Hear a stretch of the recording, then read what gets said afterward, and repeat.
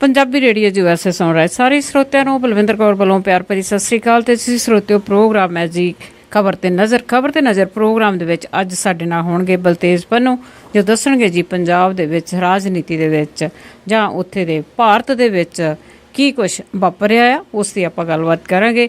ਤੁਸੀਂ Punjabi radio USA ਨੂੰ ਸੁਣ ਸਕਦੇ ਜੀ ਰੇਡੀਓ ਸੈੱਟ ਤੇ, ਨੈਟ ਤੇ, ਫੋਨ ਤੇ ਵੀ ਸੁਣ ਸਕਦੇ ਆ ਜੀ। ਫੋਨ ਤੇ ਸੁਣਨ ਲਈ ਅਮਰੀਕਾ ਦੇ ਵਿੱਚ 605 475 6868 6054756868 8325515029 832 ਤੇ ਤੁਸੀਂ ਸੁਣ ਸਕਦੇ ਹੋ ਜੀ। ਨੈਟ ਤੇ ਸੁਣ ਲਈ www.punjabiradiousa.com। ਪੰਜਾਬੀ ਰੇਡੀਓ USA ਦੇ ਇਸ ਪ੍ਰੋਗਰਾਮ ਨੂੰ ਜੀ ਸਪਾਂਸਰ ਕੀਤਾ ਹੈ ਜੀ ਰਣਜੀਤ ਸਿੰਘ ਜੀ ਨਿਊ ਜਰਸੀ ਤੋਂ, ਕਰਮਪਾਲ ਸਿੰਘ ਤੇ ਜਸਜੀਤ ਕੌਰ ਕਲੋਵਸ ਤੋਂ, ਯੋ ਟਾਇਰ ਐਂਡ ਲੋਬ ਬੈਸਲੀ ਤੋਂ ਤੇ ਖਾਲਸਾ ਇੰਸ਼ੋਰੈਂਸ ਏਜੰਸੀ ਸੈਨੋਜੇ ਤੋਂ। ਬਹੁਤ ਬਹੁਤ ਇਹਨਾਂ ਦੇ ਧੰਨਵਾਦੀਆਂ ਜੀ, ਇਹਨਾਂ ਨੇ ਇਸ ਪ੍ਰੋਗਰਾਮ ਨੂੰ ਸਪਾਂਸਰ ਕੀਤਾ ਜੀ। ਤੇ ਹੁਣ ਆਪਾਂ ਜਿਹੜੀ ਗੱਲਬਾਤ ਹੈ ਜੀ ਉਹ ਕਰਾਂਗੇ ਬਲਤੇਜ ਪੰਨੂ ਹੋਰਾਂ ਦੇ ਨਾਲ। ਬਲਤੇਜ ਪੰਨੂ ਜੀ ਸਤਿ ਸ਼੍ਰੀ ਅਕਾਲ, ਸਵਾਗਤ ਹੈ ਜੀ। ਸਤਿ ਸ਼੍ਰੀ ਅਕਾਲ ਜੀ, ਧੰਨਵਾਦ ਜੀ, ਮਿਹਰਬਾਨੀ।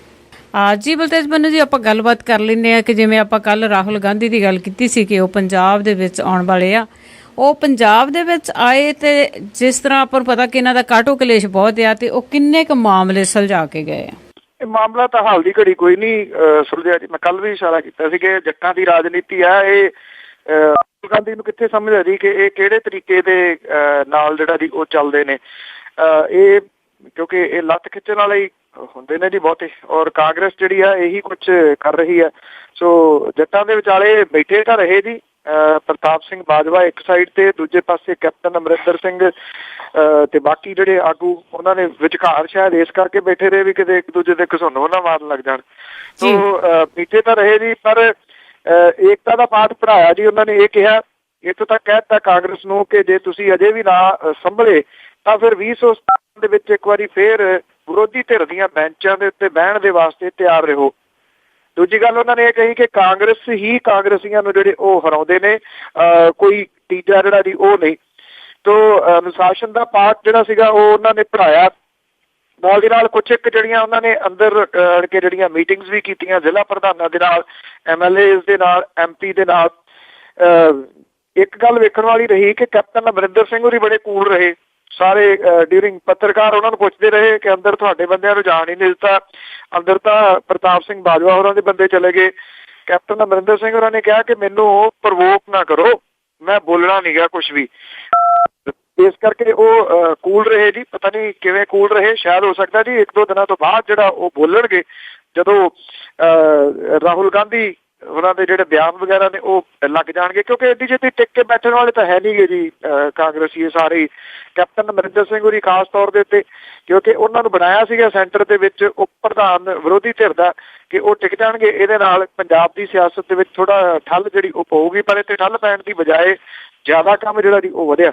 ਸੋ ਰਾਹੁਲ ਗਾਂਧੀ ਆ ਕੇ ਆਪਣੀ ਨਸੀਹਤ ਦੇ ਕੇ ਜਿਹੜਾ ਜੀ ਉਹ ਚਲੇ ਗਏ ਨੇ। ਇਸ ਨਸੀਹਤ ਦਾ ਕਿੰਨਾ ਕੁ ਅਸਰ ਪੈਂਦਾ ਜੀ, ਹੋ ਸਕਦਾ ਕੱਲ ਨੂੰ ਕਿਤੇ ਕੈਪਟਨ ਅਮਰਿੰਦਰ ਸਿੰਘ ਹੋਰਾਂ ਦਾ ਇਹੀ ਬਿਆਨ ਨਾ ਆ ਜਾਵੇ, ਕੱਲ ਦਾ ਉੱਠਿਆ ਮੁੰਡਾ ਸਾਨੂੰ ਅਕਲ ਦੇਣ ਤੁਰ ਪਿਆ। ਜੀ ਕੋਈ ਪਤਾ ਨਹੀਂ ਇਹਨੇ ਬਿਆਨ ਕੀ ਦੇਣੇ ਆ। ਤੇ ਅੱਗੇ ਗੱਲ ਕਰਦੇ ਆ ਜੀ ਕਿ ਭਾਰਤ ਦੇ ਵਿੱਚ ਕਈ ਸ਼ਹਿਰ ਆ ਉਹਨਾਂ ਨੂੰ ਖਤਰਾ ਆ ਕਿ ਇੱਥੇ ਅੱਤਵਾਦੀ ਹਮਲੇ ਹੋ ਸਕਦੇ ਆ। ਇਹ ਐਕਚੁਅਲੀ ਜਿਹੜਾ ਜੀ ਕੱਲ ਜਿਹੜਾ NST ਦੇ ਡਾਇਰੈਕਟਰ ਜਨਰਲ ਨੇ ਜੈਨ ਚੌਧਰੀ, ਉਹਨੇ ਇਹ ਗੱਲ ਜਿਹੜੀ ਆਖੀ ਹੈ ਕਿ ਜਿੱਥੇ ਜਿੱਥੇ ਜ਼ਿਆਦਾ ਜਿਹੜੇ ਲੋਕ ਜਾਂਦੇ ਨੇ ਬਾਹਰੋਂ ਆਉਣ ਵਾਲੇ ਜਿਹੜੇ ਯਾਤਰੀ, ਉਹਨਾਂ ਨੂੰ ਜਿਹੜਾ ਜੀ ਜਾਂ ਜਿਹੜੇ ਟੂਰਿਸਟ ਪਲੇਸ ਨੇ ਉਹਨਾਂ ਨੂੰ ਵੱਡਾ ਖਤਰਾ ਇਸ ਵੇਲੇ ਜਿਹੜਾ ਜੀ ਉਹ ਅੱਤਵਾਦੀ ਹਮਲਿਆਂ ਤੋਂ ਹੈ। ਉਹਨਾਂ ਨੇ ਕਿਹਾ ਰੇਲਵੇ ਸਟੇਸ਼ਨ, ਹਸਪੀਟਲ ਜਾਂ ਰੈਸਟੋਰੈਂਟ ਜਿਹੜੇ ਨੇ ਉਹਨਾਂ ਨੂੰ ਨਿਸ਼ਾਨਾ ਬਣਾਇਆ ਜਾ ਸਕਦਾ ਹੈ। ਇਹਦੇ ਵਿੱਚ ਉਹਨਾਂ ਨੇ ਕਿਹਾ ਕਿ ISIS ਜਿਹੜੀ ISIS ਹੈ ਉਹ ਤੇ ਅਲ-ਕਾਇਦਾ ਜਿਹੜੀ ਹੈ ਜੀ ਉਹਨਾਂ ਨੇ ਰਲ ਕੇ ਇਹ ਹਮਲੇ ਕਰਨ ਦੀ ਜਿਹੜੀ ਸਾਜ਼ਿਸ਼ ਹੈ ਉਹ ਰਚੀ ਹੈ।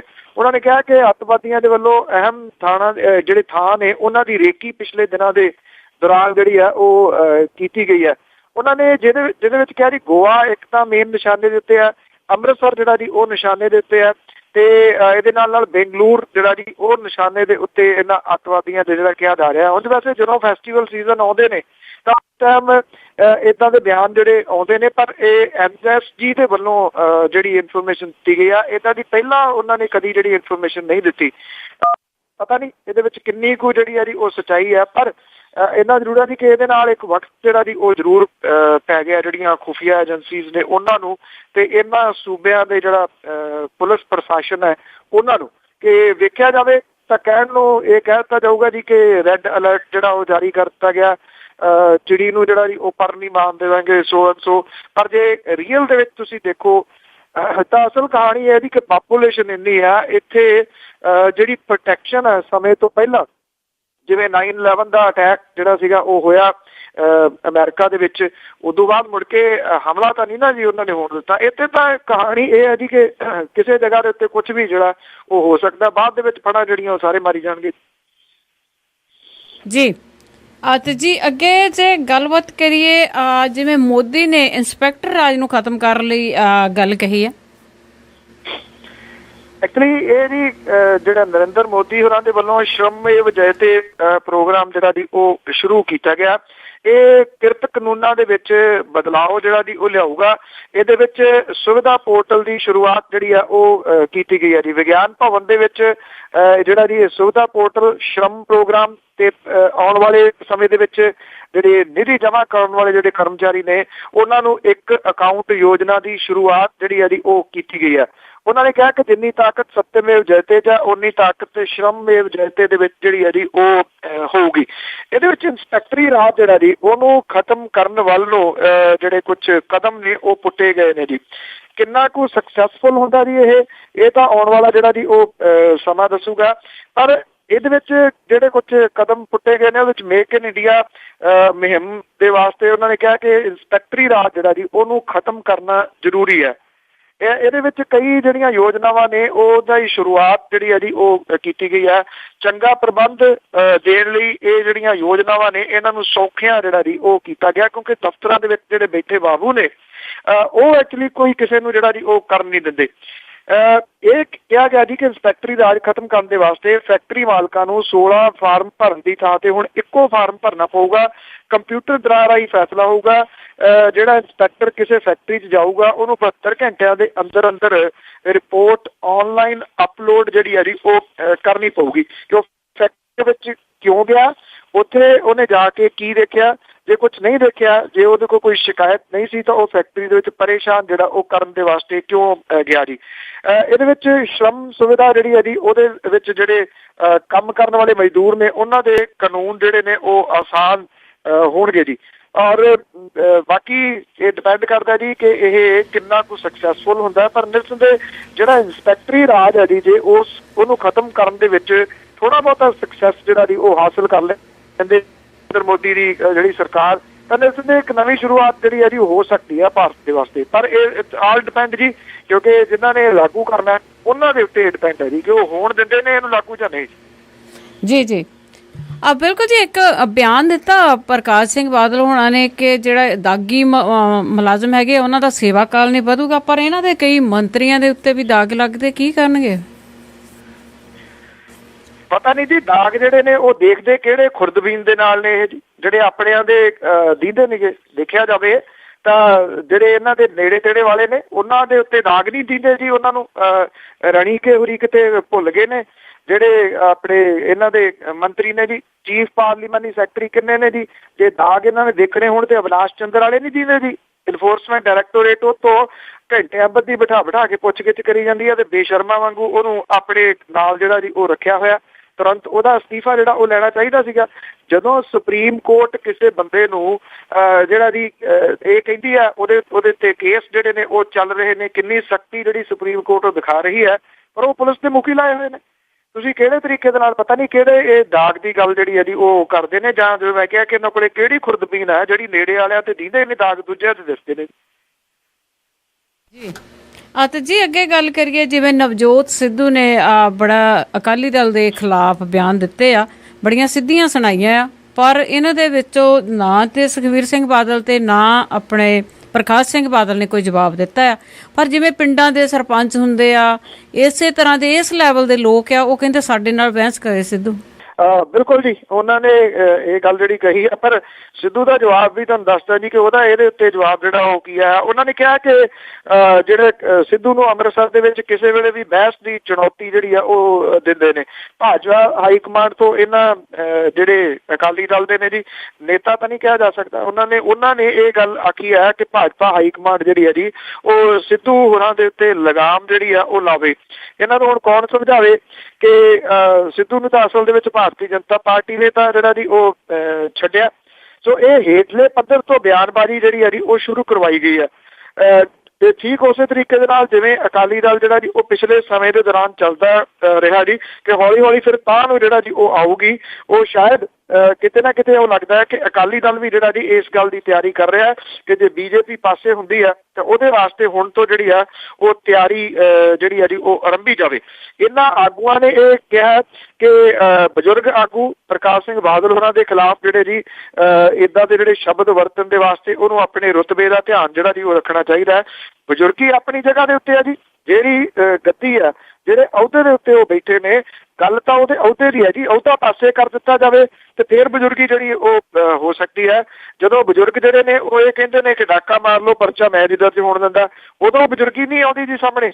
ਪਰ ਇਹ ਜਿਹੜੇ ਅਕਾਲੀ ਆਗੂ ਨੇ ਜੀ ਜਿਹੜੇ ਬਹੁਤ ਤੁਸੀਂ ਕਹਿ ਲਓ ਜਿਵੇਂ ਤੁਸੀਂ ਸਹੀ ਲਫ਼ਜ਼ ਵਰਤਿਆ ਕਿ ਸਰਪੰਚੀ ਲੈਵਲ ਦੇ, ਉਹਨਾਂ ਨੇ ਇਹ ਗੱਲ ਜਿਹੜੀ ਕਹੀ ਹੈ ਕਿ ਸੰਬੰਧਾਂ ਦੇ ਵਿੱਚ ਤਰੇੜ ਜਿਹੜੀ ਆ ਉਹ ਆ ਗਈ ਹੈ ਸਿੱਧੂ ਦੀ ਵਜ੍ਹਾ ਕਰਕੇ। ਨਵਜੋਤ ਸਿੰਘ ਸਿੱਧੂ ਨੇ ਅੱਗੋਂ ਜਵਾਬ ਇਹ ਦਿੱਤਾ ਕਿ ਜੇ ਬਹਿਸ ਕਰਨੀ ਹੈ ਤੇ ਪ੍ਰਕਾਸ਼ ਸਿੰਘ ਬਾਦਲ ਤੇ ਸੁਖਬੀਰ ਸਿੰਘ ਬਾਦਲ ਆ ਜਾਣ, ਇਹ ਕਠਪੁਤਲੀਆਂ ਦੇ ਨਾਲ ਮੈਂ ਬਹਿਸ ਨਹੀਂ ਕਰਦੀ। ਹਾਂਜੀ ਬਿਲਕੁਲ, ਉਹਨਾਂ ਦਾ ਜਿਹੜਾ ਜਵਾਬ ਆ ਉਹ ਵੀ ਬਹੁਤ ਵਧੀਆ ਦਿੱਤਾ ਉਹਨਾਂ ਨੇ। ਤੇ ਅੱਗੇ ਗੱਲ ਕਰਦੇ ਜੀ, ਪਿਛਲੇ ਦਿਨਾਂ ਦੇ ਵਿੱਚ ਪਟਿਆਲੇ ਦੇ ਵਿੱਚ ਇੱਕ SP ਦੀ ਭੇਦ ਭਰੀ ਹਾਲਤ ਵਿੱਚ ਮੌਤ ਹੋਈ ਆ ਤੇ ਨਾ ਤੇ ਪਤਾ ਲੱਗਿਆ ਕਿ ਖੁਦਕਸ਼ੀ ਆ ਜਾਂ ਨਾ ਪਤਾ ਲੱਗਿਆ ਉਸ ਦਾ ਵੀ ਕਿਸੇ ਨੇ ਉਹਨਾਂ ਦੀ ਹੱਤਿਆ ਕੀਤੀ ਆ, ਤੇ ਉਸ ਦੀ ਕੀ ਅਪਡੇਟ ਆ? ਇਹ ਬਲਜਿੰਦਰ ਸਿੰਘ ਢਿੱਲੋਂ SP ਇੱਥੇ ਪਟਿਆਲੇ ਦੇ ਜਿਹੜੇ ਸਨ ਜੀ, ਪਿਛਲੇ ਦਿਨਾਂ ਦੇ ਵਿੱਚ ਉਹਨਾਂ ਦੀ ਭੇਦ ਭਰੇ ਹਾਲਤ ਦੇ ਵਿੱਚ ਡੈਥ ਹੋਈ ਆ। ਦੇਖੋ ਜੇ ਤਾਂ ਜਿਹੜੀ ਪੁਲਿਸ ਚਾਹੇ ਕੁਛ ਵੀ ਕਹੀ ਚੱਲੇ, ਅਸਲ ਦੇ ਵਿੱਚ ਇਹ ਹੈ ਆਤਮ ਹੱਤਿਆ ਹੀ ਜੀ, ਜਿਹੜੀ ਕਿਉਂਕਿ ਉਹਨਾਂ ਨੇ ਆਪਣੀ ਧੌਣ ਦੇ ਕੋਲੇ ਜਿਹੜਾ ਜੀ AK-47 ਲਗਾ ਕੇ ਉਹਨੂੰ ਡਬਲ ਬੈਰਲ ਦੇ ਉੱਤੇ ਜਿਹੜਾ ਜੀ ਲਾਇਆ, ਕਿਉਂਕਿ AK-47 ਦੇ ਵਿੱਚ ਇਹ ਆ ਜੀ ਕਿ ਦੋ ਜਿਵੇਂ ਪੈਂਦੇ ਨੇ ਉਹਦੇ ਵਿੱਚ ਕਾਰਤੂਸ ਦੇ ਜਿਹੜੇ ਭਰੇ ਹੋਏ, ਇਹ ਦੋਨੋਂ ਦੇ ਦੋਨੇ ਜਿਹੜੇ ਉਹ ਖਾਲੀ ਕੀਤੇ ਨੇ। ਉਹਨਾਂ ਦੀ ਧੌਣ ਤੋਂ ਉੱਪਰਲਾ ਹਿੱਸਾ ਤਾਂ ਬਿਲਕੁਲ ਉੱਡ ਗਿਆ ਜਿਹੜਾ ਉਹ ਦੱਸੀਦਾ ਜੀ। ਜਿਹੜੀ ਪੁਲਿਸ ਹੈ ਉਹ ਕਹਿੰਦੀ ਹੈ ਕਿ ਇਹ ਆਤਮ ਹੱਤਿਆ ਨਹੀਂ, ਉਹ ਕਹਿੰਦੀ ਹੈ ਕਿ ਹਾਦਸਾ ਜਿਹੜਾ ਜੀ ਉਹ ਵਾਪਰਿਆ। ਸ਼ਾਇਦ ਕਿਤੇ ਨਾ ਕਿਤੇ ਇਹ ਹੋ ਸਕਦਾ ਜੀ ਪੁਲਿਸ ਜਿਹੜੀ ਆ ਉਹ ਇਸ ਪਰਿਵਾਰ ਦੀ ਥੋੜ੍ਹੀ ਹੁਣ ਇਸ ਪੱਖੋਂ ਮਦਦ ਕਰਨਾ ਚਾਹੁੰਦੀ ਹੈ ਕਿ ਉਹਨਾਂ ਦਾ ਜਿਹੜਾ ਭਵਿੱਖ ਦੇ ਵਾਸਤੇ ਕੁਝ ਚੰਗਾ ਰਹੇ, ਕਿਉਂਕਿ ਜਿਹੜੀ ਇੰਸ਼ੋਰੈਂਸ ਹੈ ਜੀ ਉਹ ਆਤਮ ਹੱਤਿਆ ਨੂੰ ਕਾਊਂਟ ਨਹੀਂ ਕਰਦੀ ਜੀ, ਉਹ ਹਾਦਸੇ ਨੂੰ ਤਾਂ ਕਾਊਂਟ ਕਰਦੀ ਹੈ। ਤਾਂ ਕਿਤੇ ਨਾ ਕਿਤੇ ਇਹ ਜਿਹੜੀ ਕਹਾਣੀ ਆ ਹੋ ਸਕਦੀ ਹੈ, ਜਾਂ ਫਿਰ ਇਹ ਹੈ ਜੀ ਕਿ ਇਹਦੇ ਪਿੱਛੇ ਕੋਈ ਬਹੁਤ ਵੱਡਾ ਭੇਦ ਹੈ ਜਿਹਨੂੰ ਲੁਕਾਉਣ ਦੀ ਕੋਸ਼ਿਸ਼ ਜਿਹੜੀ ਆ ਉਹ ਕੀਤੀ ਜਾ ਰਹੀ ਹੈ ਕਿ ਇਹ ਜਿਹੜੀ ਰਾਈਫਲ ਹੈ, ਕਿਉਂਕਿ AK-47 ਜੇ ਉਹਨਾਂ ਦੇ ਜਿਹੜੇ ਬਾਡੀਗਾਰਡ ਨੇ ਉਹਨਾਂ ਦੇ ਕੋਲੇ ਆ ਤੇ ਫਿਰ ਢਿੱਲੋਂ ਸਾਹਿਬ ਜਿਹੜੇ ਸਨ ਉਹ ਆਪਣੇ ਕੋਲੇ ਕਿਉਂ ਰੱਖਦੇ ਸਨ ਇਹਨੂੰ ਜੀ? ਉਹ ਤਾਂ ਸੁਰੱਖਿਆ ਦੇ ਵਾਸਤੇ ਉਹਨਾਂ ਗਾਰਡਾਂ ਦੇ ਕੋਲੇ ਹੀ ਰਹਿਣੀ ਚਾਹੀਦੀ ਹੈ। ਜਿਹੜੀ ਗੱਲ ਸ਼ੁਰੂਆਤੀ ਦੌਰ ਦੇ ਵਿੱਚ ਆਈ ਸੀ, ਪੁਲਿਸ ਦੇ ਬਾਰ-ਬਾਰ ਬਿਆਨ ਜਿਹੜੇ ਬਦਲੇ ਨੇ, ਪਹਿਲਾਂ ਉਹਨਾਂ ਨੇ ਕਿਹਾ ਕਿ ਸਰਵਿਸ ਰਿਵਾਲਵਰ ਉਹ ਸਾਫ਼ ਕਰ ਰਹੇ ਸਨ ਆਪਣਾ, ਉਹਦੇ ਵਿੱਚੋਂ ਗੋਲੀ ਚੱਲੀ। ਬਾਅਦ ਦੇ ਵਿੱਚ ਕਹਾਣੀ ਇਹ ਸਾਹਮਣੇ ਆਈ ਕਿ ਜਿਹੜਾ ਸਰਵਿਸ ਰਿਵਾਲਵਰ ਸੀ ਉਹਦੇ ਨਾਲ ਗੋਲੀ ਚੱਲੀ ਨਹੀਂ, ਗੋਲੀ ਤਾਂ AK-47 ਦੇ ਨਾਲ ਚੱਲੀ ਆ। ਫਿਰ ਪੁਲਿਸ ਨੇ ਥਿਊਰੀ ਜਿਹੜੀ ਬਦਲ ਲਈ, ਇਹ ਕਿਹਾ ਕਿ ਹਾਂ AK-47 ਸਾਫ਼ ਕਰ ਰਹੇ ਸਨ। ਪੰਜਾਬ ਦੇ ਵਿੱਚ ਕਿਹੜਾ SP ਰੈਂਕ ਦਾ ਆਫੀਸਰ ਹੈ ਜੀ ਜਿਹੜਾ ਆਪਣੇ ਸਿਕਿਉਰਿਟੀ ਗਾਰਡ ਤੋਂ AK-47 ਫੜੇ ਤੇ ਇਹ ਕਵੇ ਲਿਆ ਤੂੰ ਮੈਂ ਇਹਨੂੰ ਸਾਫ਼ ਕਰਕੇ ਤੈਨੂੰ ਦਿੰਦਾ? ਇਹ ਤਾਂ ਪੋਸੀਬਲ ਹੋ ਹੀ ਨਹੀਂ ਨਾ ਸਕਦੀ ਜੀ। ਨਹੀਂ ਜੀ, ਉਹ ਤੇ ਜਿਹੜੇ ਉਹਨਾਂ ਦੇ ਥੱਲੇ ਲੱਗੇ ਹੁੰਦੇ ਆ ਸਿਪਾਹੀਆਂ ਦੇ ਵੀ, ਉਹ ਵੀ ਇਸ ਤਰ੍ਹਾਂ ਨਹੀਂ ਕਰਦੇ ਹੈਗੇ। ਪਰ ਪਤਾ ਨਹੀਂ ਕੀ ਗੱਲ, ਅੱਗੇ ਵੀ ਉਹਨਾਂ ਨੇ ਵੀ ਨੌਕਰ ਰੱਖੇ ਹੋਏ ਹੁੰਦੇ ਆ ਤੇ ਪਰ ਗੱਲ ਇਹ ਜਿਹੜੀ ਹਜ਼ਮ ਤੋਂ ਥੱਲੇ ਨਹੀਂ ਨਿਕਲਣ ਵਾਲੀ। ਅੱਗੇ ਗੱਲ ਕਰਦੇ ਹਾਂ ਜੀ, ਸ਼ਿਵ ਸੈਨਾ ਵੱਲੋਂ ਜਿਵੇਂ ਰੋਪੜ ਦੇ ਵਿੱਚ ਜਿਹੜਾ ਤਰਸ਼ੂਲ ਲੈ ਕੇ ਇਹਨਾਂ ਨੇ ਮਾਰਚ ਕੱਢਣਾ ਸੀ ਉਹ ਵੀ ਠੁੱਸ ਹੋ ਗਿਆ। ਸਮਰਾਲੇ ਦੀ ਪੁਲਿਸ ਨੇ ਜੀ ਰਸਤੇ ਦੇ ਵਿੱਚ ਇਹਨਾਂ ਨੂੰ ਰੋਕ ਲਿਆ, ਇਹਨਾਂ ਦੀਆਂ ਗੱਡੀਆਂ ਜਿਹੜੀਆਂ ਸੀਗੀਆਂ ਉਹਦੀਆਂ ਚਾਬੀਆਂ ਕੱਢ ਲਈਆਂ ਔਰ ਇਹਨਾਂ ਨੇ ਉੱਥੇ ਜਿਹੜਾ ਸੀਗਾ ਥਾਣੇ ਵੱਲ ਨੂੰ ਮਾਰਚ ਕੀਤਾ। ਥਾਣੇ ਦੇ ਵਿੱਚ ਫਿਰ ਕਈ ਘੰਟੇ ਜਿਹੜਾ ਸੀਗਾ 5 ਘੰਟੇ ਦੇ ਕਰੀਬ ਪੁਲਿਸ ਨੇ ਇਹਨਾਂ ਨੂੰ ਬਿਠਾਈ ਰੱਖਿਆ। ਇਹ ਸ਼ਿਵ ਸੈਨਾ ਵਾਲੇ ਜਿਹੜਾ ਰਾਜੀਵ ਟੰਡਨ ਤੇ ਉਹਦੇ ਕੁਝ ਸਾਥੀ ਨੇ, ਉਹਨਾਂ ਨੇ ਕਿਹਾ ਕਿ ਰੋਪੜ ਦੇ ਵਿੱਚ ਜਿਹੜਾ ਜੀ ਉੱਥੇ ਜਾ ਕੇ ਇਹ ਤਰਸ਼ੂਲ ਮਾਰਚ ਜਿਹੜਾ ਉਹ ਕੱਢਣਾ ਚਾਹੁੰਦੇ ਨੇ ਜੀ। ਉਹਨਾਂ ਨੇ ਕਿਹਾ ਕਿ ਉੱਥੇ ਗਾਂ ਦੀ ਕਿਸੇ ਦੀ ਜਿਹੜੀ ਹੈ ਜੀ ਉਹ ਹੱਤਿਆ ਕੀਤੀ ਗਈ ਹੈ। ਇਸ ਕਰਕੇ ਉੱਥੇ ਤਰਸ਼ੂਲ ਮਾਰਚ ਹੋ ਰਿਹਾ, ਅਸੀਂ ਉਹਦੇ ਵਿੱਚ ਪਾਰਟੀਸਪੇਟ ਜਿਹੜਾ ਜੀ ਉਹ ਕਰਨਾ, ਪਰ ਪੁਲਿਸ ਨੇ ਇਹਨਾਂ ਨੂੰ ਜਿਹੜਾ ਜੀ ਉਹ ਜਾਣ ਨਹੀਂ ਦਿੱਤਾ। ਬਾਅਦ ਦੇ ਵਿੱਚ ਆਪੇ ਹੀ ਜਿਹੜਾ ਸੀ ਉਹ ਘਰਾਂ ਨੂੰ ਤੁਰ ਪਏ, ਜਦੋਂ 5 ਘੰਟੇ ਥਾਣੇ ਦੇ ਵਿੱਚ ਜਿਹੜਾ ਸੀਗਾ ਉਹ ਬੈਠਣਾ ਪੈ ਗਿਆ। ਗਾਵਾਂ ਜਿਹੜੀਆਂ ਨੇ ਉਹ ਰੋਜ਼ ਸੜਕਾਂ ਦੇ ਉੱਤੇ ਆ ਕੇ ਕਿੰਨੀਆਂ ਜਿਹੜੇ ਵਹੀਕਲ ਨੇ ਉਹਨਾਂ ਦੇ ਨਾਲ ਟਕਰਾਉਂਦੀਆਂ ਨੇ, ਕਿੰਨੀਆਂ ਮੌਤਾਂ ਹੁੰਦੀਆਂ ਨੇ, ਉਦੋਂ ਕੋਈ ਤਰਸ਼ੂਲ ਮਾਰਚ ਨਹੀਂ ਕੱਢਦਾ ਕਿ ਇਹਨਾਂ ਦੀ ਵਜ੍ਹਾ ਦੇ ਨਾਲ ਟ੍ਰੈਫਿਕ ਦੇ ਵਿੱਚ ਜਿਹੜਾ ਜੀ ਵੱਡਾ ਵਿਘਨ ਪੈ ਰਿਹਾ। ਪਰ ਗੱਲ ਇਹ ਨਾ ਜੀ ਕਿ ਇਹ ਅੱਗ ਲਾਉਣ ਵਾਲੇ ਲੋਕ ਨੇ, ਉਹ ਚਾਹੇ RSS ਜਿਹੜੀ ਹੈ ਜੀ ਉਹ ਇੱਥੇ ਜੈਤੋ ਦੇ ਵਿੱਚ ਹਥਿਆਰ ਜਿਹੜੇ ਨੰਗੇ ਹੱਥਾਂ ਦੇ ਵਿੱਚ ਲੈ ਕੇ ਮਾਰਚ ਕੱਢੇ ਨਿੱਕਰਾਂ ਪਾ ਕੇ, ਤੇ ਚਾਹੇ ਇਹ ਜਿਹੜੇ ਸ਼ਿਵ ਸੈਨਾ ਵਾਲੇ ਨੇ ਇਹ ਤਰਸ਼ੂਲ ਮਾਰਚ ਜਿਹੜਾ ਜੀ ਉਹ ਕੱਢਣ ਤੁਰ ਪੈਣ। ਦੇਖਿਆ ਜਾਵੇ ਜੇ ਗਾਂ ਦੀ ਹੱਤਿਆ ਹੋਈ ਹੈ ਉਹਦੇ ਨਾਲ ਇਹਦਾ ਕੀ ਸੰਬੰਧ ਤਰਸ਼ੂਲ ਲੈ ਕੇ ਜਿਹੜਾ ਜੀ ਉੱਥੇ ਮਾਰਚ ਕੱਢਣਾ। ਰੋਸ ਮਾਰਚ ਜਿਹੜਾ ਹੈ, ਰੋਸ ਮਾਰਚ ਤਾਂ ਬਿਨਾਂ ਹਥਿਆਰ ਤੋਂ ਹੁੰਦਾ ਜੀ, ਉਹ ਇੱਕ ਰੋਸ ਕਰਨ ਦਾ ਤਰੀਕਾ ਹੁੰਦਾ ਹੈ। ਜਦੋਂ ਤਰਸ਼ੂਲ ਲੈ ਕੇ ਹੱਥਾਂ ਦੇ ਵਿੱਚ, ਇਟ ਮੀਨਸ ਕਿ ਤੁਸੀਂ ਹਥਿਆਰ ਲੈ ਕੇ ਜਿਹੜਾ ਜੀ ਉਹ ਕੱਢ ਰਹੇ ਹੋ। ਜੇ ਦੂਜਾ ਕੋਈ ਧੜਾ ਉੱਠ ਕੇ ਹਥਿਆਰ ਲੈ ਕੇ ਮੁਕਾਬਲਾ ਕਰਨ ਦੇ ਵਾਸਤੇ ਬਾਹਰ ਆ ਜੇ ਤਾਂ ਫਿਰ ਆਪੇ ਹੀ ਰੌਲਾ ਪੈਣ ਵਾਲੀ ਤਾਂ ਗੱਲ ਜਿਹੜੀ ਆ ਉਹ ਇਹਨਾਂ ਨੇ ਬਣਾ ਦੇਣੀ ਹੈ ਨਾ ਜੀ। ਜੀ ਬਿਲਕੁਲ, ਉਹ ਤੇ ਜ਼ਬਰਦਸਤੀ ਬਣਾ ਦੇਣੀ ਹੈ। ਤੇ ਅੱਗੇ ਗੱਲ ਕਰਦੇ ਆ ਜੀ, ਜਿਵੇਂ ਬੀਕਾਨੇਰ ਦਾ ਜਿਹੜਾ ਹਵਾਈ ਅੱਡਾ ਬਣਨਾ ਹੈ ਉਸ ਦਾ ਉਦਘਾਟਨ ਹੋ ਗਿਆ, ਪਰ ਬਠਿੰਡੇ ਵਾਲੇ ਦਾ ਕੀ ਬਣਿਆ? ਗੱਲ ਫਿਰ ਉਹ ਬਾਰ-ਬਾਰ ਉੱਥੇ ਹੀ ਆ ਜਾਂਦੀ ਹੈ ਜੀ ਕਿ ਜਿਹੜੀ ਤਾਂ ਮਤੇਈ ਮਾਂ ਸੀ ਉਹ ਤਾਂ ਦਿੰਦੀ ਰਹੀ ਬਹੁਤ ਕੁਝ, ਸਕੀ ਮਾਂ ਜਿਉਂ ਆਈ ਹੈ ਜੀ ਉਹਨੇ ਰੋਟੀਆਂ ਵਾਂਝੇ ਕਰਤੇ ਆ ਜੀ, ਤੇ ਉੱਥੇ ਸਾਈਡ ਤੇ ਹੋ ਕੇ ਬਹਿ ਜਾਓ। ਜਿਹੜਾ ਬਠਿੰਡੇ ਦਾ ਹਵਾਈ ਅੱਡਾ ਜੀ ਉਹਦੇ ਵਾਸਤੇ ਪੰਜਾਬ ਸਰਕਾਰ ਨੇ ਬਾਰ-ਬਾਰ ਜਿਹੜੀ ਹੈ ਜੀ ਉਹ ਮੁਲਾਕਾਤ ਕੇਂਦਰ ਦੇ ਮੰਤਰੀਆਂ ਦੇ ਨਾਲ ਕੀਤੀ ਹੈ। ਹੈਰਾਨੀ ਵਾਲੀ ਗੱਲ ਇਹ ਹੈ ਜੀ ਕਿ ਕੋਈ ਮੰਤਰੀ ਜਿਹੜਾ ਜੀ ਇੱਥੇ ਆ ਕੇ ਇਹਦਾ ਉਦਘਾਟਨ ਕਰਨ ਦੇ ਵਾਸਤੇ ਤਿਆਰ ਨਹੀਂ ਗਾ। ਜਿਹੜੀਆਂ ਕੰਪਨੀਜ਼ ਨੇ, ਜਿਹੜੀਆਂ ਏਅਰਲਾਈਨਸ ਨੇ, ਉਹਨਾਂ ਦੇ ਵਿੱਚ ਕੋਈ ਦਿਲਚਸਪੀ ਨਹੀਂ ਹੈ ਕਿ ਉਹ ਬਠਿੰਡੇ ਤੋਂ ਹਵਾਈ ਉਡਾਨਾਂ ਜਿਹੜੀਆਂ ਦੀ ਉਹ ਆਪਣੀਆਂ ਸ਼ੁਰੂ ਕਰਨ। ਏਅਰ ਇੰਡੀਆ ਨੇ ਵੀ ਪਾਸਾ ਵੱਟ ਲਿਆ, ਕੋਈ ਪ੍ਰਾਈਵੇਟ ਜਿਹੜੀਆਂ ਹਵਾਈ ਕੰਪਨੀਜ਼ ਨੇ ਉਹ ਇੱਥੋਂ ਉੱਡਣ ਦੇ ਵਾਸਤੇ ਤਿਆਰ ਨਹੀਂ। ਉਹਦਾ ਰੀਜ਼ਨ ਸ਼ਾਇਦ ਕਿਤੇ ਨਾ ਕਿਤੇ ਇਹ ਆ ਕਿ ਇੱਕ ਤਾਂ ਜੀ ਠੀਕ ਹੈ, ਬਠਿੰਡੇ ਨੇ ਬਹੁਤ ਤਰੱਕੀ ਜਿਹੜੀ ਆ ਜੀ ਉਹ ਕੀਤੀ ਆ। ਬਠਿੰਡੇ ਦੇ ਉੱਤੇ ਪੈਸਾ ਜਿਹੜਾ ਜੀ ਸ਼ਾਇਦ ਇੰਨਾ ਸਾਰੇ ਪੰਜਾਬ 'ਚ ਨਹੀਂ ਲੱਗਿਆ ਹੋਣਾ ਜਿੰਨਾ ਬਠਿੰਡੇ ਦੇ ਵਿੱਚ ਮੌਜੂਦਾ ਸਰਕਾਰ ਨੇ ਜਿਹੜਾ ਜੀ ਉਹ ਲਾ ਦਿੱਤਾ ਹੈ। ਪਰ ਕੀ ਲੋਕਾਂ ਦਾ ਜਿਹੜਾ ਜੀਵਨ ਪੱਧਰ ਆ ਉਹ ਉੱਚਾ ਹੋ ਸਕਿਆ ਇਸ ਪੈਸੇ ਦੇ ਲਾਉਣ ਦੇ ਨਾਲ? ਜਿਨ੍ਹਾਂ ਨੇ ਇਹਨਾਂ ਹਵਾਈ ਜਹਾਜ਼ਾਂ ਨੂੰ ਜਿਹੜਾ ਝੂਟਣਾ ਹੁੰਦਾ, ਜਿਹੜਾ ਨਿਰਸੰਦੇਹ ਜਿਹੜੀ ਉੱਥੇ ਫੂਲੋਖਾਰੀ ਦੇ ਵਿੱਚ ਜਿਹੜਾ ਲੱਗਿਆ ਹੋਇਆ ਜੀ ਤੇਲ ਸੋਧ ਕਾਰਖਾਨਾ, ਉਹਨਾਂ ਦੇ ਕੁਝ ਬੰਦੇ ਜਿਹੜੇ ਉਹ ਹੋ ਸਕਦੇ ਨੇ ਕਿ ਇਸ ਏਅਰਲਾਈਨ ਨੂੰ ਜਿਹੜਾ ਝੂਟਣ। ਪਰ ਕੀ ਡੇਲੀ ਫਲਾਈਟ ਜਿਹੜੀ ਆ ਜੀ ਉੱਥੋਂ ਅਫੋਰਡ ਕੀਤੀ ਜਾ ਸਕਦੀ ਹੈ? ਇਹ ਆਪਣੇ ਆਪ ਦੇ ਵਿੱਚ ਜਿਹੜਾ ਜੀ ਉਹ ਸਵਾਲ ਹੈ। ਇਸੇ ਕਰਕੇ ਨਾ ਤਾਂ ਏਅਰਲਾਈਨਾਂ ਕੋਈ ਦਿਲਚਸਪੀ ਦਿਖਾ ਰਹੀਆਂ ਨੇ, ਨਾ ਸੈਂਟਰ ਦੀ ਜਿਹੜੀ ਸਰਕਾਰ ਹੈ ਜੀ ਉਹ ਇਹਦੇ ਵਿੱਚ ਕੋਈ ਦਿਲਚਸਪੀ ਜਿਹੜੀ ਆ ਉਹ ਦਿਖਾ ਰਹੀ ਹੈ। ਦੂਜੇ ਪਾਸੇ ਬੀਕਾਨੇਰ ਦਾ ਜਿਹੜਾ ਹਵਾਈ ਅੱਡਾ ਜੀ ਉਹ ਚਾਲੂ ਕਰ ਦਿੱਤਾ ਗਿਆ। ਬਠਿੰਡੇ ਦਾ ਹਵਾਈ ਅੱਡਾ 30 ਅਕਤੂਬਰ 2012 ਦਾ ਮੁਕੰਮਲ ਹੋਇਆ ਪਿਆ ਜੀ, ਭਾਵ ਕਿ 2 ਸਾਲ ਪੂਰੇ ਹੋ ਗਏ। ਬੀਕਾਨੇਰ ਦਾ ਜਿਹੜਾ ਹਵਾਈ ਅੱਡਾ ਇਹ ਅਗਸਤ 2013 ਦੇ ਵਿੱਚ ਜਿਹੜਾ ਸੀਗਾ ਉਹ ਮੁਕੰਮਲ ਹੋਇਆ। ਹੁਣ ਜਿਹੜਾ ਜੀ ਬੀਕਾਨੇਰ ਦਾ ਤਾਂ ਚੱਲ ਪਿਆ, ਪਰ ਇਹ ਜਿਹੜਾ ਬਠਿੰਡੇ ਵਾਲਾ ਜੀ ਉਹ ਅਜੇ ਵੀ ਇਹਦਾ ਕੋਈ ਉਦਘਾਟਨ ਨਹੀਂ ਹੋ ਸਕਿਆ। ਨਾ ਜਿਹੜਾ ਜੀ ਇੱਥੇ ਕੋਈ ਜਿਹੜੀ ਏਅਰਲਾਈਨ ਆ ਉਹ ਹਾਮੀ ਭਰ ਰਹੀ ਹੈ ਕਿ ਇੱਥੇ ਆ ਕੇ ਅਸੀਂ ਜਿਹੜਾ ਜੀ ਇੱਥੋਂ ਆਪਣੀਆਂ ਫਲਾਈਟ ਜਿਹੜੀਆਂ ਨੇ ਉਹ ਸ਼ੁਰੂ ਕਰਾਂਗੇ। ਤੋ ਇਹ ਸੁਪਨਾ ਸੀਗਾ ਜੀ ਸੁਖਬੀਰ ਸਿੰਘ ਬਾਦਲ ਹੋਰਾਂ ਦਾ ਕਿ ਜਿਹੜੀ ਏਅਰਪੋਰਟ ਦੀ ਕਨੈਕਟੀਵਿਟੀ ਆ ਉਹ ਸਾਰੇ ਸ਼ਹਿਰਾਂ ਤੋਂ ਜਿਹੜੀ ਆ ਜੀ ਉਹ ਜੋੜ ਦੇਣੀ ਆ, ਕਿਉਂਕਿ ਸੜਕਾਂ ਚੱਲਣ ਯੋਗ ਰਹੀਆਂ ਨਹੀਂ। ਇਹੀ ਕੰਮ ਆ ਜੀ ਹੁਣ ਉੱਤੋਂ ਹੀ ਜਿਹੜਾ ਲੰਘਣਾ ਪੈਣਾ। ਬਾਦਲ ਸਾਹਿਬ ਪਿਛਲੇ ਦਿਨੀ ਹਰਿਆਣੇ ਦੇ ਵਿੱਚ ਦਿਖਾਉਂਦੇ ਸਨ ਝੱਗਾ ਚੁੱਕ ਕੇ ਜੀ ਆ ਦੇਖੋ ਮੇਰੇ ਤਾਂ ਜਿਹੜਾ ਦੁਖਣ ਲੱਗ ਗਿਆ ਜਿਹੜਾ ਲੱਕ, ਤੇ ਕਿਉਂਕਿ ਹਰਿਆਣੇ ਦੀਆਂ ਸੜਕਾਂ ਜਿਹੜੀਆਂ ਉਹ ਚੱਲਣ ਯੋਗ ਨਹੀਂ ਰਹੀਆਂ। ਪਰ ਇਹ ਥੋੜਾ ਜਿਹਾ ਇੱਥੇ ਇਸ ਪੱਖੋਂ ਭੁੱਲਦੇ ਨੇ ਜੀ ਕਿ ਪੰਜਾਬ ਦੀਆਂ ਸੜਕਾਂ ਕਿਹੜੀਆਂ ਚੱਲਣ ਯੋਗ ਨੇ ਜੀ। ਇੱਥੇ ਵੀ ਤਾਂ ਬਹੁਤੇ ਲੋਕ ਜਿਹੜੇ ਉਹ ਬੈਲਟਾਂ ਲਾਈ ਫਿਰਦੇ ਨੇ। ਸੋ ਇਸ ਕਰਕੇ ਉਹ ਸੋਚਦੇ ਨੇ ਕਿ ਜਿਹੜਾ ਏਅਰਪੋਰਟ ਹੈ ਨਾ ਜੀ ਉਹਨਾਂ ਦੀ ਜ਼ਿਆਦਾ ਜ਼ਰੂਰਤ ਹੈ ਵੀ ਉੱਤੋਂ ਦੀ ਲੰਘ ਜਾਓ, ਥੱਲੇ ਸੜਕਾਂ ਦੇਖਣ ਆਉਣਾ ਹੀ ਨਾ ਪਵੇ। ਹਾਂ ਬਿਲਕੁਲ ਜੀ, ਜੇ ਇਹਨਾਂ ਨੇ ਬੈਲਟ ਲਾਈ ਆ ਜ਼ਿਆਦਾਤਰ ਤਾਂ ਇਹ ਉੱਤੋਂ ਦੀ ਲੰਘਦੇ ਆ, ਬਾਕੀ ਜਿਹੜੇ ਆਮ ਲੋਕ ਆ ਉਹਨਾਂ ਦਾ ਕੀ ਹਾਲ ਹੋਊ? ਜਿਹੜੇ ਸਾਈਕਲਾਂ, ਮੋਟਰਸਾਈਕਲਾਂ ਜਾਂ ਸਕੂਟਰਾਂ ਦੇ ਉੱਤੇ ਚੱਲਦੇ ਆ ਉਹਨਾਂ ਤੇ ਤਾਂ ਫਿਰ 2-2 ਬੈਲਟਾਂ ਲੱਗੀਆਂ ਹੋਣੀਆਂ। ਤੇ ਅੱਗੇ ਗੱਲ ਕਰਦੇ ਜੀ ਪਟਿਆਲੇ ਦੇ ਵਿੱਚ, ਜਿਸ ਤਰ੍ਹਾਂ ਕਹਿੰਦੇ ਆ ਕਿ ਅਸੀਂ ਡਰੱਗ ਸਪਲਾਈ ਖਤਮ ਕਰ ਦਿੱਤੀ ਆ, ਤੇ ਹਜੇ ਵੀ ਪਟਿਆਲੇ ਦੇ ਵਿੱਚ 12 ਕਿਲੋ ਅਫੀਮ ਫੜੀ ਗਈ ਆ। ਜੀ ਇਹ ਬੜੀ ਵੱਡੀ ਖੇਪ ਹੈ ਜੀ।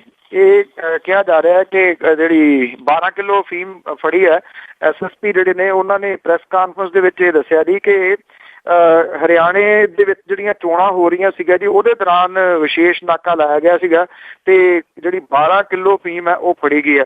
ਇਹਦੇ ਵਿੱਚ ਅਨਿਲ ਕੁਮਾਰ ਇਹ ਵਾਸੀ ਭਾਦਮ ਰਾਜਸਥਾਨ ਦਾ, ਤੇ ਮਨੋਜ ਕੁਮਾਰ ਜਿਹੜਾ ਜੀ ਅਨੂਪ ਇਹ ਰਾਜਸਥਾਨ ਦਾ ਰਹਿਣ ਵਾਲੇ ਨੇ ਦੋਨੋਂ। ਇਹਨਾਂ ਦੇ ਕੋਲੋਂ ਕਾਰ ਦੇ ਵਿੱਚੋਂ ਜਿਹੜੀ ਹੈ ਜੀ ਇਹ ਅਫੀਮ ਫੜੀ ਗਈ ਹੈ ਜੀ। ਪਿੰਡ ਧਕੜੱਬਾ ਪੈਂਦਾ ਇੱਥੇ ਭਾਖੜਾ ਦੇ ਨੇੜੇ, ਉੱਥੇ ਨਾਕਾ ਜਿਹੜਾ ਲਾਇਆ ਹੋਇਆ ਸੀਗਾ ਜੀ, ਔਰ ਇੱਕ ਜਿਹੜੀ ਕਾਰ ਸੀ ਕਿਉਂਕਿ ਇਨਫੋਰਮੇਸ਼ਨ ਸੀਗੀ, ਉਸ ਕਾਰ ਦੇ ਵਿੱਚ ਜਿਹੜੀ ਤਲਾਸ਼ੀ ਲਈ ਗਈ ਜੀ 12 ਕਿਲੋ ਫੀਮ ਜਿਹੜੀ ਆ ਉਹ ਫੜੀ ਗਈ ਹੈ। ਔਰ ਇਹਦੇ ਸੰਬੰਧੀ ਜਿਹੜਾ ਪੁਲਿਸ ਨੇ ਪਰਚਾ ਦਰਜ ਕੀਤਾ। ਇਹ ਪਤਾ ਲੱਗਿਆ ਜੀ ਕਿ ਰਾਜਸਥਾਨ ਤੋਂ ਲਿਆ ਕੇ ਪੰਜਾਬ ਤੇ ਹਰਿਆਣੇ ਦੇ ਵਿੱਚ ਇਹ ਫੀਮ ਜਿਹੜੀ ਆ ਉਹ ਸਪਲਾਈ ਕਰਦੇ ਸੀਗੇ।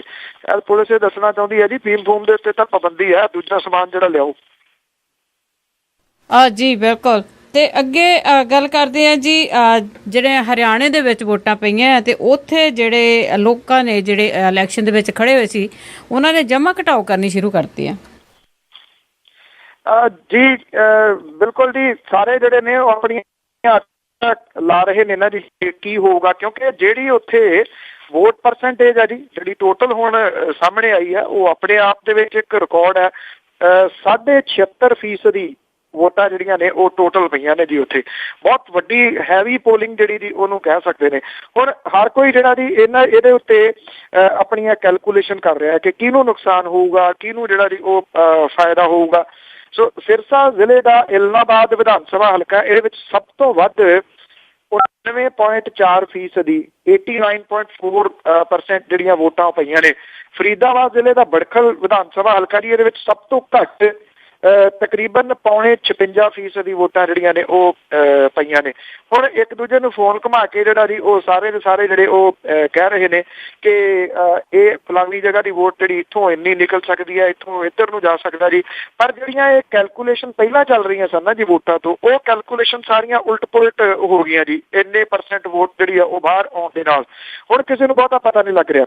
ਜਿਹੜੀ ਇਸ ਵੇਲੇ ਜਿਹੜੀ ਪਾਰਟੀ ਅਸਲ ਦੇ ਵਿੱਚ ਜਿਹੜੀ ਆ ਜੀ ਹੌਸਲੇ ਦੇ ਵਿੱਚ ਹੈ ਉਹ ਬੀਜੇਪੀ ਹੈ। ਉਹ ਕਹਿੰਦੀ ਹੈ ਕਿ ਜਿਹੜੇ ਐਗਜ਼ਿਟ ਪੋਲ ਆ ਰਹੇ ਨੇ ਉਹ ਸਹੀ ਨੇ, ਸਾਡੀ ਸਰਕਾਰ ਤਾਂ ਜਿਹੜੀ ਇੱਥੇ ਬਣੀ। ਜਦੋਂ ਕਿ ਦੂਜੇ ਪਾਸੇ ਜਿਹੜੀ ਇਨੈਲੋ ਆ ਉਹ ਕਹਿੰਦੀ ਹੈ ਕਿ ਐਗਜ਼ਿਟ ਪੋਲ ਦੇ ਉੱਤੇ ਬਹੁਤਾ ਯਕੀਨ ਨਾ ਕਰੋ। ਪਿਛਲੀ ਵਾਰੀ ਵੀ ਐਗਜ਼ਿਟ ਪੋਲ ਦੇ ਵਿੱਚ ਸਾਡੀ ਪਾਰਟੀ ਨੂੰ ਬਹੁਤ ਘੱਟ ਸੀਟਾਂ ਮਿਲ ਰਹੀਆਂ ਸੀਗੀਆਂ, ਜਦੋਂ ਕਿ ਪਾਰਟੀ 32 ਸੀਟਾਂ ਜਿਹੜੀ ਸੀ ਉਹ ਜਿੱਤਣ ਦੇ ਵਿੱਚ ਜਿਹੜੀ ਆ ਉਹ ਹੋ ਗਈ ਸੀ। ਉਹ ਕਹਿੰਦੀ ਕਿ ਸਰਕਾਰ ਤਾਂ ਸਾਡੀ ਹੀ ਜਿਹੜੀ ਆ ਉਹ ਬਣਨੀ ਆ। ਜਿਹੜਾ ਸਰਸਾ ਜ਼ਿਲ੍ਹਾ ਜੀ, ਇਹਦੇ ਵਿੱਚ 85% ਜਿਹੜੀਆਂ ਦੀ ਵੋਟਾਂ ਪਈਆਂ ਨੇ। ਔਰ ਇਸੇ ਜ਼ਿਲ੍ਹੇ ਦਾ ਇਲਨਾਬਾਦ ਵਿਧਾਨ ਸਭਾ ਹਲਕਾ, ਜਿਵੇਂ ਮੈਂ ਤੁਹਾਨੂੰ ਦੱਸਿਆ ਕਿ 89% ਤੋਂ ਵੱਧ ਜਿਹੜੀਆਂ ਵੋਟਾਂ ਪਈਆਂ ਨੇ। ਸਰਸੇ ਵਾਲਾ ਜਿਹੜਾ ਜੀ ਉੱਥੇ ਸੌਦੇ ਵਾਲਾ, ਉਹਨੇ ਜਿਹੜਾ ਜੀ ਬੀਜੇਪੀ ਦੀ ਸਪੋਰਟ ਕਰਨ ਦੀ ਵਰਤ ਕੀਤੀ ਆ। ਉਹ ਆਪਣੀ ਜਗ੍ਹਾ ਦੇ ਉੱਤੇ ਜਿਹੜੇ ਜੀ ਉਹ ਕ੍ਰੈਡਿਟ ਲਈ ਜਾਂਦੇ ਨੇ ਕਿ ਸਾਡੀ ਜਿਹੜੀ ਸਪੋਰਟ ਹੈ ਉਹਦੀ ਵਜ੍ਹਾ ਕਰਕੇ ਇੰਨੇ % ਜਿਹੜੀ ਹੈ ਜੀ ਉਹ ਵੋਟ ਜਿਹੜੀ ਭੁਗਤੀ ਹੈ। ਕਿਹਨੂੰ ਭੁਗਤੀ ਹੈ ਜੀ, ਇਹ ਅਜੇ ਜਿਹੜੀਆਂ ਕੈਲਕੂਲੇਸ਼ਨ ਨੇ ਉਹ ਆਉਣੀਆਂ ਬਾਕੀ ਨੇ। ਪਰ ਇੰਨਾ ਜ਼ਰੂਰ ਹੈ ਜੀ, ਮੈਂ ਤੁਹਾਨੂੰ ਦੱਸਿਆ ਕਿ ਕੈਲਕੂਲੇਸ਼ਨ ਬਹੁਤੀਆਂ ਜਿਹੜੀਆਂ ਉਹ ਦਿੱਤੀਆਂ ਜੀ, ਇਹ ਜੀ ਹੈਵੀ ਪੋਲਿੰਗ ਨੇ ਜੀ। ਕਿਸੇ ਨੂੰ ਕੁਝ ਜਿਹੜਾ ਜੀ ਉਹ ਪਤਾ ਨਹੀਂ ਲੱਗ ਰਿਹਾ, ਇਸੇ ਕਰਕੇ ਸਭ ਚੁੱਪ ਨੇ, ਕੋਈ ਕੁਝ ਨਹੀਂ ਬੋਲ ਰਿਹਾ। ਐਤਵਾਰ ਨੂੰ ਪਤਾ ਲੱਗੂਗਾ ਜੀ ਚੋਣ ਨਤੀਜਿਆਂ ਤੋਂ ਬਾਅਦ ਕਿ ਕੀ ਬਣਦਾ ਜੀ। ਤੇ ਅਖੀਰ ਦੇ ਵਿੱਚ ਆਜ਼ਨਾਮਾ, ਆਸਾ ਰਾਮ ਦੀ ਆਸ ਨਹੀਂ ਹੋਈ ਪੂਰੀ, ਹੋ ਗਈ ਫੇਰ ਜ਼ਮਾਨਤ ਤੋਂ ਨਾ ਬੇਲੀ। ਆਸਾ ਰਾਮ ਦੀ ਆਸ ਨਹੀਂ ਹੋਈ ਪੂਰੀ, ਹੋ ਗਈ ਫੇਰ ਜ਼ਮਾਨਤ ਤੋਂ ਨਾ ਬੇਲੀ। ਕਿਹਾ ਜੱਜਾ ਕਿ ਡਾਕਟਰੀ ਜਾਂਚ ਕਰਨੀ, ਉਹਦੀ ਪਾਈ ਸੁਣਵਾਈ ਅਗਾਂਹ ਬੇਲੀ। ਜਦੋਂ ਆਗੂ ਸੀ ਪੈਰਾਂ ਨੂੰ ਹੱਥ ਲਾਉਂਦੇ, ਰਿਹਾ ਵਕਤ ਹੈ ਬਹੁਤ ਪਿਛਾਂ ਬੇਲੀ। ਜਦੋਂ ਪੇਸ਼ੀ ਦੀ ਕਦੀ ਤਰੀਕ ਆ ਜਾਏ, ਚੜ੍ਹਦੇ ਜਾਂਦੇ ਫਿਰ ਸਾਹ ਉਤਾਂ ਬੇਲੀ। ਦੁੱਖ ਲੋਕਾਂ ਦੇ ਕੱਟਣ ਦਾ ਕਰੇ ਦਾਵਾ, ਆਪ ਫਸੇ ਤੋਂ ਜਾਂਦਾ ਨਾ ਛੁਟਿਆਈ। ਦੁੱਖ ਲੋਕਾਂ ਦੇ ਕੱਟਣ ਦਾ ਕਰੇ ਦਾਵਾ, ਆਪ ਫਸੇ ਤੋਂ ਜਾਂਦਾ ਨਾ ਛੁੱਟਿਆ ਹੀ। ਅੰਨੇ ਅਕਲ ਦੇ ਚੇਲੀਆਂ ਦਾ ਅਜੇ ਤੀਕ ਵੀ ਭਰਮ ਨਾ ਟੁੱਟਿਆ ਹੀ। ਥੈਂਕ ਯੂ ਜੀ, ਬਹੁਤ ਬਹੁਤ ਧੰਨਵਾਦ। ਥੈਂਕ ਯੂ ਜੀ, ਸਤਿ ਸ਼੍ਰੀ ਅਕਾਲ। ਸਤਿ ਸ਼੍ਰੀ ਅਕਾਲ ਜੀ। ਸਰੋਤੇ, ਇਹ ਸਨ ਬਲਤੇਜ ਪੰਨੂ ਜੋ ਸਾਡੇ ਨਾਲ ਜੁੜਦੇ ਨੇ ਖਬਰ ਤੇ ਨਜ਼ਰ ਪ੍ਰੋਗਰਾਮ ਦੇ ਵਿੱਚ। ਹੁਣ ਮੈਂ ਤੁਹਾਡੇ ਤੋਂ ਲੈਂਦੀ ਇਜਾਜ਼ਤ। ਸਾਰੇ ਸਰੋਤਿਆਂ ਨੂੰ ਬਲਵਿੰਦਰ ਕੌਰ ਵੱਲੋਂ ਪਿਆਰ ਭਰੀ ਸਤਿ ਸ਼੍ਰੀ ਅਕਾਲ। ਸਾਰੇ ਸਰੋਤਿਆਂ ਨੂੰ ਬਲਵਿੰਦਰ ਕੌਰ ਵੱਲੋਂ ਸਤਿ ਸ਼੍ਰੀ ਅਕਾਲ।